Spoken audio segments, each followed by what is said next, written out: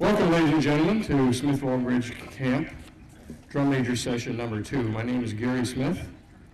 I'm the director of the camp, which was founded by my mother and father, Merle and Margaret Smith, in 1949 in Syracuse, Indiana.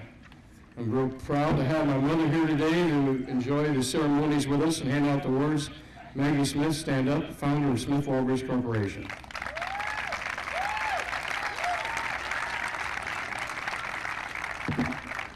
I'm the Associate Director of Bands Emeritus, which means I've been put out to pasture at the University of Illinois, and Athletic Band Director. And I'm so pleased to assume the leadership role in carrying on the Smith Walbridge tradition, which you're going to learn a lot about today.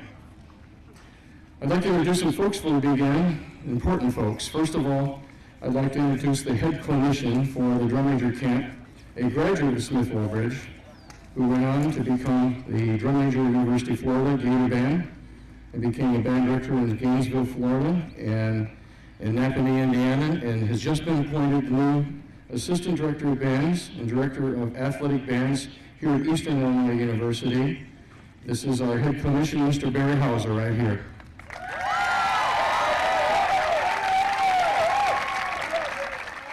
This camp started in 1949 as a baton twirling school, and the drum major program started in 1952.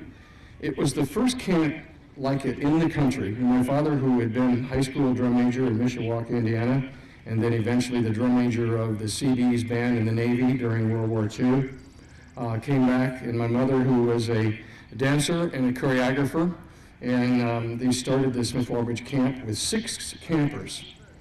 And the camp grew to include thousands of campers coming from all over the country because it was only one in the country. 1990, the campgrounds were sold. We moved the program to the University of Illinois, and then 7 years ago, we moved it here to Eastern Illinois University.